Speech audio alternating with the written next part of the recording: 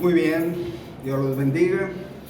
Estamos en este pasaje todavía encontrando cosas muy importantes, cosas que tienen que ver exactamente con nuestra vida como hijos de Dios, como cristianos.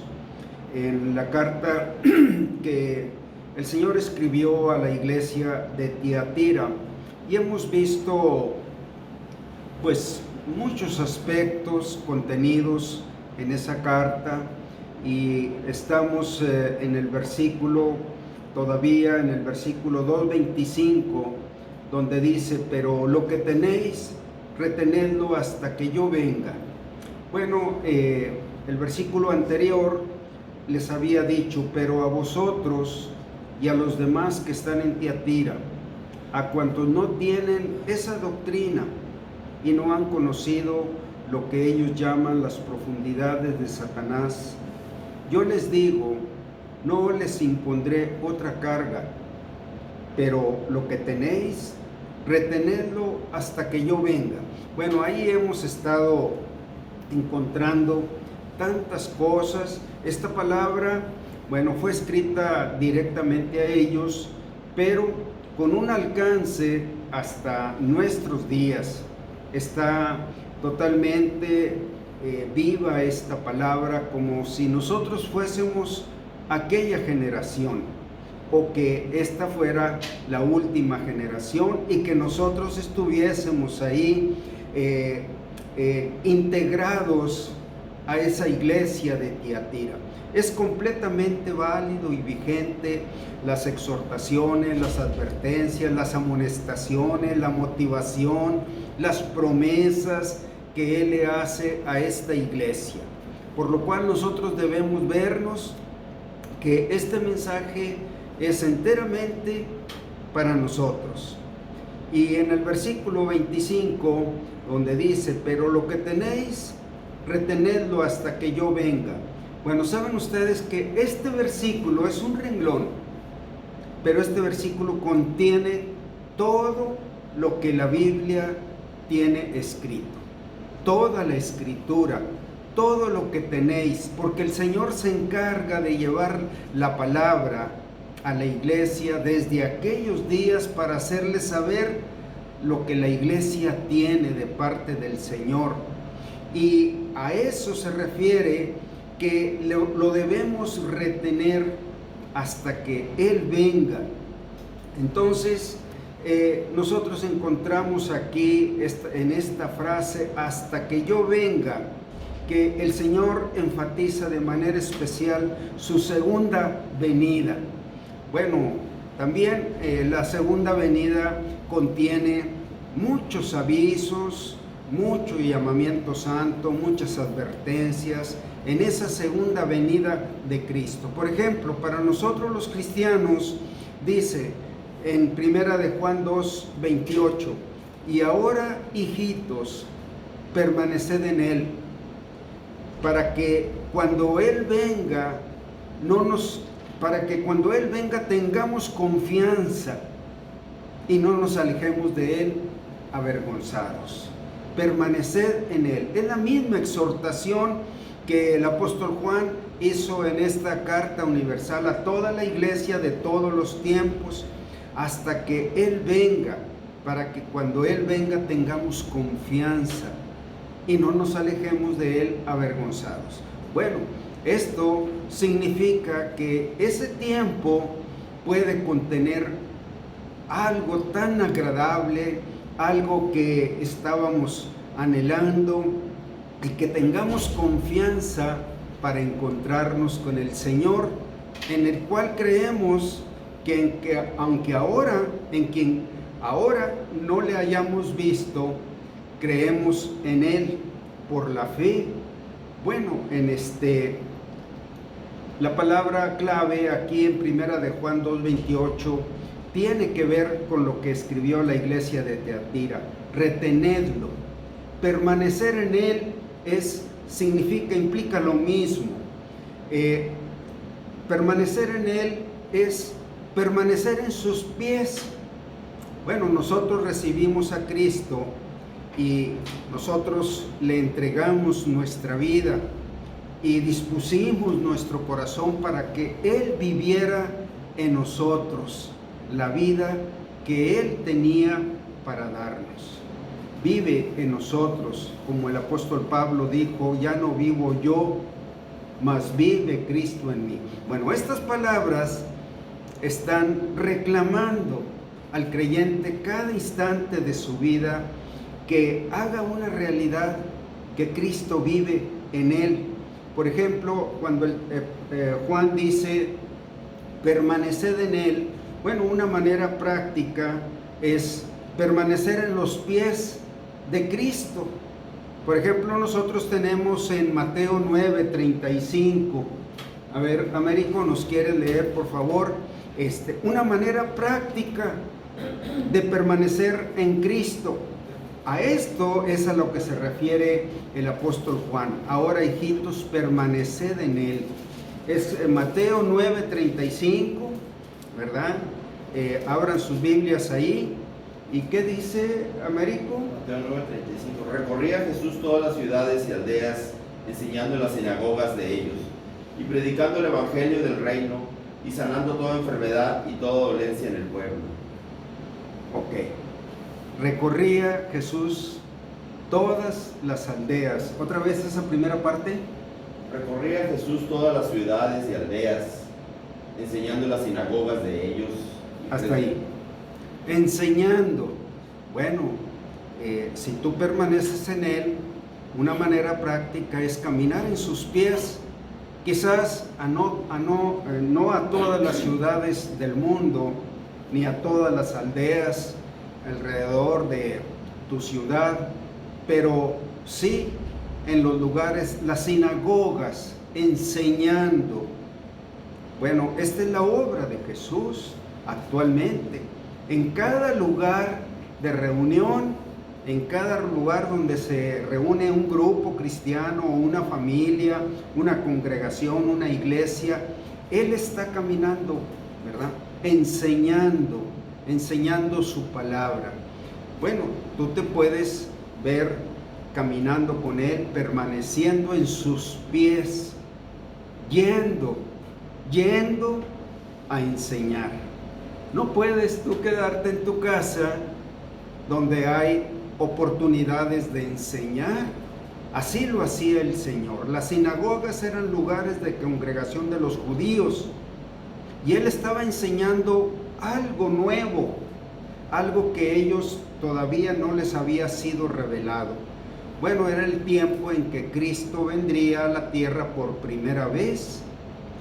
También en Romanos 10:16, Dora, ¿quiere leernos, por favor? Sí. Mas no todos obedecieron al Evangelio, pues Isaías dice, Señor, ¿quién ha creído a nuestro anuncio? Adelante. Así que la fe es por el oír, y el oír por la palabra de Dios. Pero digo, no han oído. Bueno, discúlpame, entonces el 15, por favor, desde el 15. ¿Y cómo predicarán si no fueren enviados? Como está escrito, cuán hermosos son los pies de los que anuncian la paz, de los que anuncian buenas nuevas. Bueno, esta es la obra de Jesús. Tú no puedes quedarte en casa, ¿verdad? Y decir que permaneces en Cristo cuando Él está yendo, ¿verdad? Él está enviándote. ¿Cómo predicarán si no fueren enviados? No podemos ignorar que el Señor nos ha enviado. Bueno, Él no está diciendo que abandones tus responsabilidades, que son también parte de su voluntad, pero en los tiempos que Él mismo te deja libre, bueno, es predicar, y dice, cuán hermosos son los pies de los que anuncian la paz, de los que anuncian buenas nuevas. Desde el llamado que el Señor hace a que se arrepientan, porque Él quiere perdonar a todos los pecadores, quiere darles un nuevo nacimiento, un lugar en su gloria. Todo eso son buenas nuevas. y le llama cuán hermosos son los pies. Bueno, la verdad es que pues la frialdad, la indiferencia, la desobediencia deliberada ha invadido a la mayoría de los cristianos, indiferentes a este llamado. Y dice, permaneced en Él para que cuando Él venga tengamos confianza y no nos alejemos de Él avergonzados. Entonces la segunda venida de Cristo se anuncia como una preparación, como una trompeta que suena en el alba para que su pueblo se levante a sus tareas, a sus labores que Él tiene, no solo las labores terrenales, sino las labores celestiales.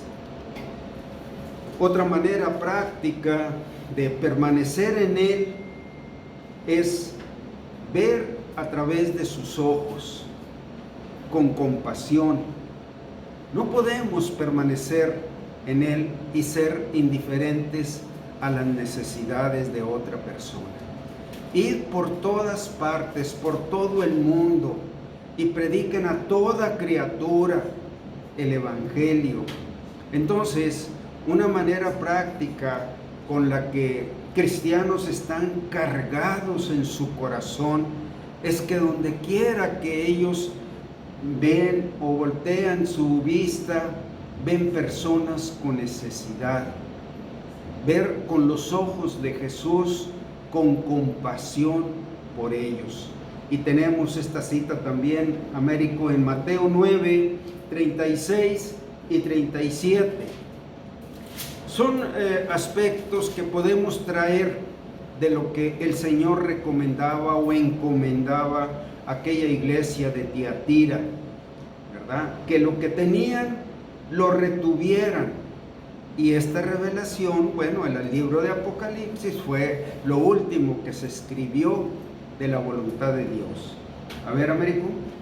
Al ver las multitudes, tuvo compasión de ellas, porque estaban desamparadas y dispersas como ovejas que no tienen pastor. Entonces dijo a sus discípulos, a la verdad, la mies es mucha, mas los obreros pocos. Sí, tanta necesidad que él veía las multitudes como ovejas desamparadas que no tienen pastor. Bueno, eso es un sentir cuando estamos en el Espíritu de Cristo. Somos muy sensibles, no hay frialdad, no hay indiferencia. Entonces, él las veía así y decía, rueguen, tenemos mucha necesidad de otros como ustedes, les dice a sus discípulos, que vengan muchos, ¿verdad? Porque la mies es mucha.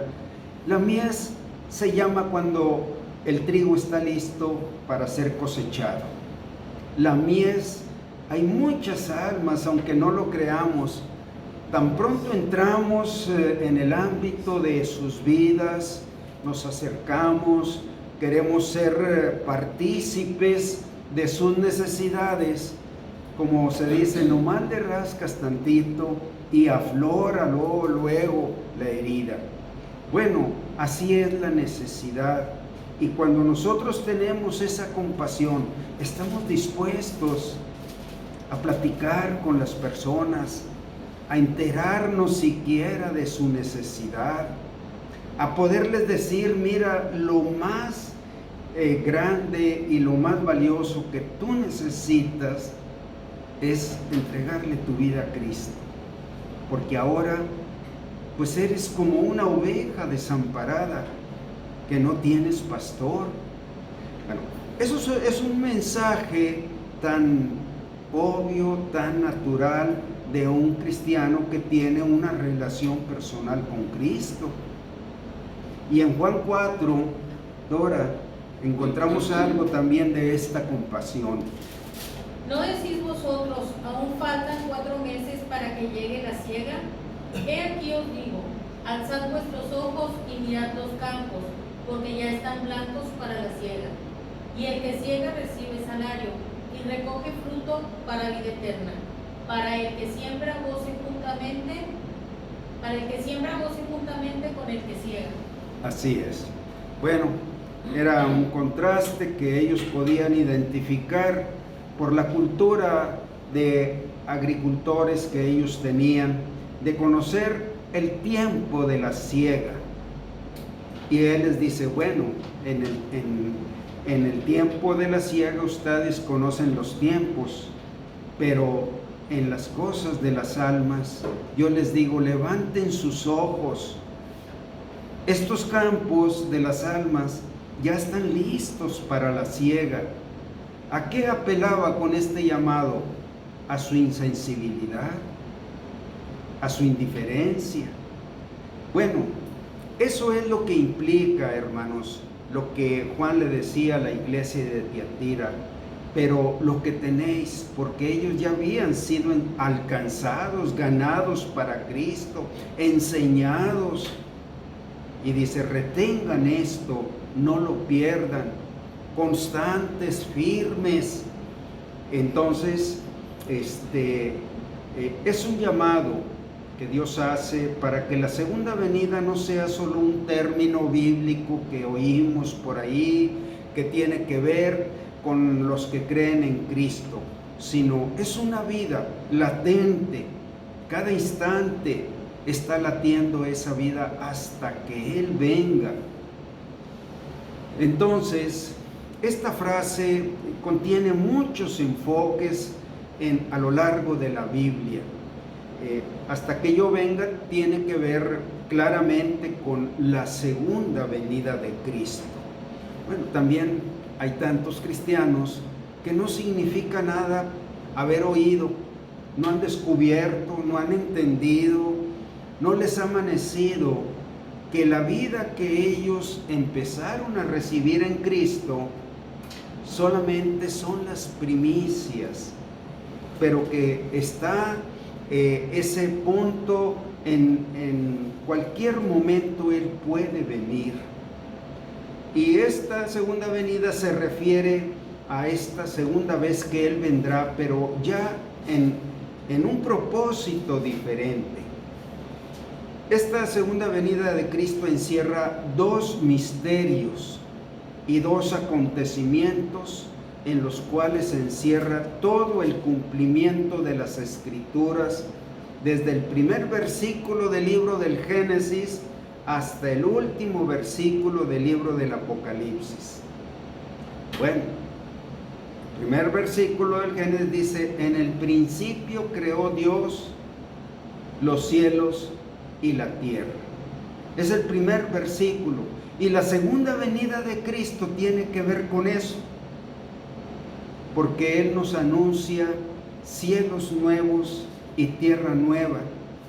También nos anuncia antes de esos cielos nuevos que Él traerá su reino, literalmente a establecerlo en esta tierra. Entonces, en el principio, y por decir los últimos dos versículos, podemos decir que es uno solo en Apocalipsis 20, 21. Américo, ¿nos quieres leer, por favor? Les sugiero que practiquen la habilidad de abrir sus Biblias. Es importante que ustedes sepan encontrar rápidamente los pasajes de la Biblia, porque cuando estamos predicando a una persona nos acordamos del texto, pero no sabemos dónde está. Apocalipsis 22, perdón, es 22. Es los últimos versículos. Apocalipsis 22, versículos 20 y 21. Nomás hay 20. No hay 21. Bueno, entonces el 19. Ese se los debo todavía. Sí, a ver, el 19 y 20. Si alguno quitare de las palabras del libro de esta profecía, Dios quitará su parte del libro de la vida y de la santa ciudad y de las cosas que están escritas en este libro. El que da testimonio de estas cosas dice, ciertamente vengo en breve. Amén. Sí, ven, Señor Jesús. La gracia de nuestro Señor Jesucristo sea con todos vosotros. Amén. Así es. Entonces, los últimos dos otra vez, por favor, despacio, Américo. El que da testimonio de estas cosas dice, ciertamente vengo en breve. Amén. Sí, ven, Señor Jesús.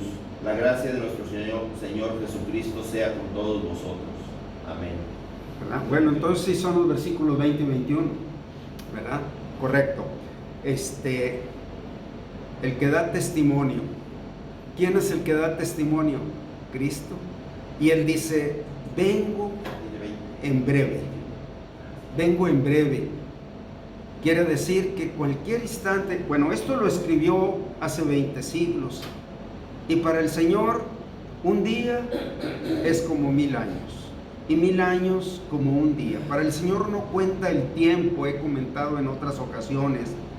Para el Señor cuenta la sazón o la condición cumplida entre los que esperan, los que creen y entre los que no creen.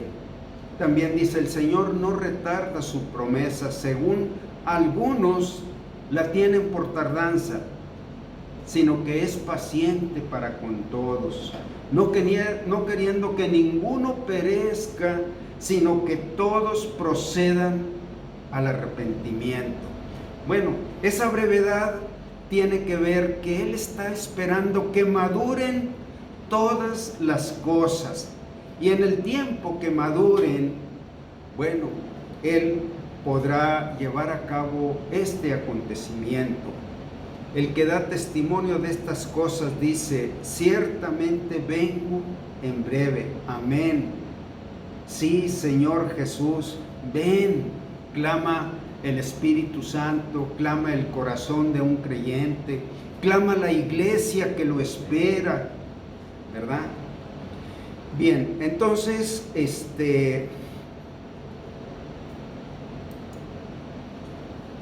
permítanme, sí,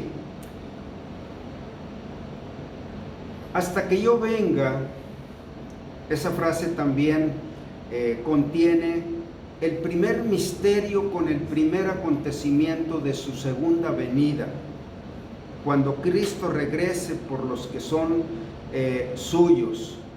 La segunda venida de Cristo tiene 2 misterios y 2 acontecimientos.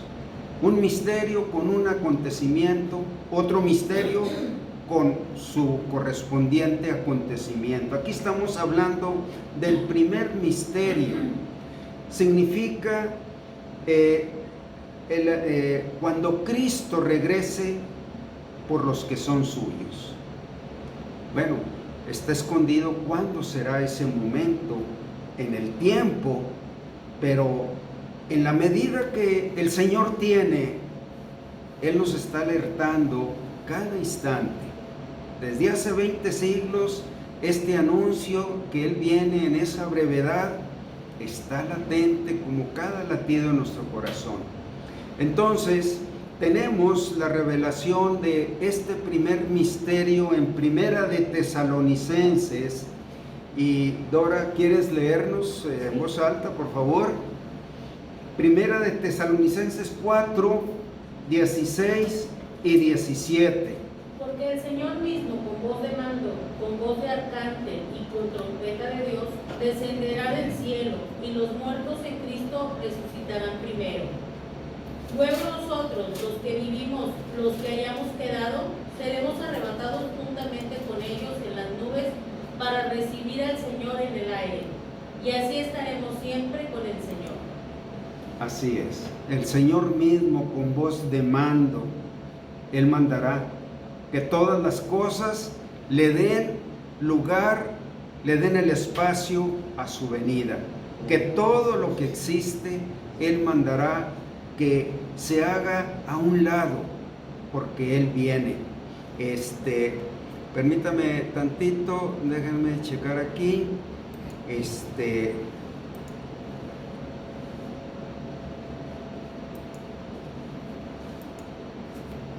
Bien. Entonces, tenemos, bueno, esto mismo lo tenemos en Primera de Corintios 15. Tú misma, Dora, por favor, ¿lo tienes? Primera de Corintios 15, 51 y 52. He aquí os digo un misterio. No todos dormiremos, pero todos seremos transformados. En un momento, en un abrir y cerrar de ojos, a la final trompeta, porque se tocará la trompeta y los muertos serán resucitados incorruptibles, y nosotros seremos transformados. Sí, eso es lo que estamos esperando. Se refiere primeramente este acontecimiento solo para los creyentes, los que esperan a Cristo, los que creen en Cristo. Permítame, sí.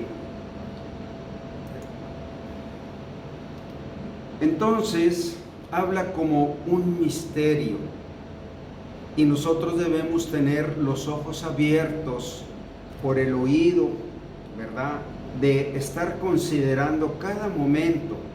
No todos dormiremos, es decir, no todos los cristianos partirán de esta vida antes de que Él venga. Podemos decir, en este momento, muchos cristianos partieron con esta esperanza de ver a Cristo.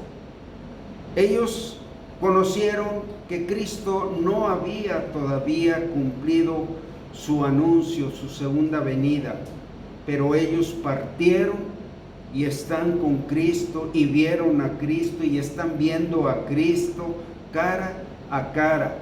A eso se llama dormir. No todos, ¿verdad? Pero todos seremos transformados. Bueno, lo que está conteniendo aquí también, ¿qué sucede con los que estamos vivos, creyendo?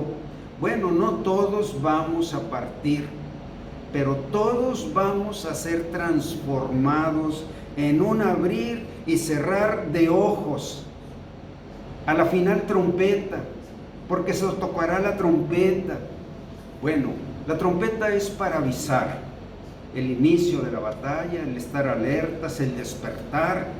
La final trompeta se refiere a la última señal que el Señor quiera manifestar para dar cumplimiento a este acontecimiento. Es un misterio cuándo, pero está anunciado. Todos seremos transformados. Ese es el momento en que Cristo vendrá en el primer acontecimiento, en el primer misterio de su segunda venida, y vendrá por los que son suyos. Es lo que la Biblia llama el arrebatamiento. Todos seremos arrebatados. Leímos 1 Tesalonicenses, ¿verdad? 4, 16 y 17. Bueno, el rapto, raptados o sacados cuando el mundo duerme en sus tinieblas. Y en ese momento, todos seremos transformados. Los que murieron en Cristo recibirán su cuerpo glorificado. Y nosotros, sin pasar por la experiencia de dejar este cuerpo, seremos transformados. Nuestro cuerpo será transformado igual al cuerpo de la gloria suya. Esto es lo que anuncia la Biblia, pero no sabemos en qué momento. Es un misterio cómo se llevará a cabo eso. Les digo, un misterio. Entonces, podemos darnos cuenta que Cristo quiere que vivamos en una expectativa, en una vida no durmiendo como los que duermen. Tenemos también que en la segunda venida de Cristo significa cuando tu conflicto con el mal, con el pecado, terminará para siempre. En el momento de ese rapto o de ese arrebatamiento, esa transformación es liberarte para siempre. Ya no habrá presencia del pecado. Seremos transformados igual al cuerpo de la gloria suya. es cuando ya no tendremos ningún conflicto, ninguna tentación, ya no existirá el pecado ni las tentaciones. Es maravilloso. Bueno, los que sufren por el pecado anhelan ese momento, pero los que se deleitan en el pecado no les interesa mucho. No les interesa mucho encontrarse con Cristo. ¿Por qué? Porque están tan aferrados al pecado de este mundo que no tiene ningún atractivo el ser sin pecado, el ya no sufrir las debilidades de tu carácter, las debilidades de las cosas que debes guardar. Bueno, el que espera con esperanza a la venida del Señor anhela ser librado ya del pecado, ya no sufrir por la tentación, ya no tener que estar velando y orando para no caer en tentación. Ya entonces no existirá el pecado en esos creyentes o en ese creyente. Son aspectos que el Señor dijo: guarden, porque había hablado mucho, lo que habéis recibido, retenedlo hasta que yo venga. En esta segunda venida de Cristo es la expectativa para un creyente de todo el cumplimiento de las promesas en Cristo. Todo será cumplido, porque todas las promesas de Dios son en Él sí y en Él amén. En 2 Corintios 1:20. Todas las promesas de plenitud, de libertad, de gozo, de poder, de perfección, de sabiduría, de amor por Cristo, todas las promesas de Dios son en Él sí y en Él amén. Amén. Así termina el libro de Apocalipsis. Amén. O como también lo describe el apóstol Pedro en 2 de Pedro 1:19, hasta que el día esclarezca y el lucero de la mañana salga en vuestros corazones. El día es el día que estaremos ya en esa, después del arrebatamiento, en la presencia, ahora sí, presencialmente, ante el Señor. El lucero de la mañana se refiere al Señor Jesucristo y se refiere como un anuncio. El lucero siempre sale antes del alba, o al presentarse el alba, el lucero de la mañana. Hay tiempos en que todavía, ya cuando el alba está completamente esclarecida, alcanzamos a ver en el amanecer el lucero de la mañana. Se refiere, Cristo es ese lucero que habla de un día interminable. Ya no habrá noche, viviremos un día eterno cuando el lucero de la mañana venga por nosotros, el lucero de la mañana salga en vuestros corazones. Miren, estoy hablando situaciones o enfoques o enfatizando cosas que tienen que ver con la segunda venida de Cristo. Y cada cosa que estoy mencionando es maravillosa, no solamente para ponernos a gozarnos en esa expectativa, sino para estar alertas, activos. Esto significa también para los que esperan la luz perfecta del día, cuando ya no habrá noche, nunca jamás. Las tinieblas, la potestad del mal, la potestad de Satanás, ya no habrá cabida para él. Las tinieblas, la presencia del mal, del pecado, tienen que ver con la presencia de Satanás. Bueno, ese lucero de la mañana salga en nuestros corazones es cuando el día reinará para siempre. una ciudad en luz, un pueblo en luz completamente. Hasta que el día esclarezca para siempre, cuando tengamos a Cristo, ya no por fe, sino viéndolo.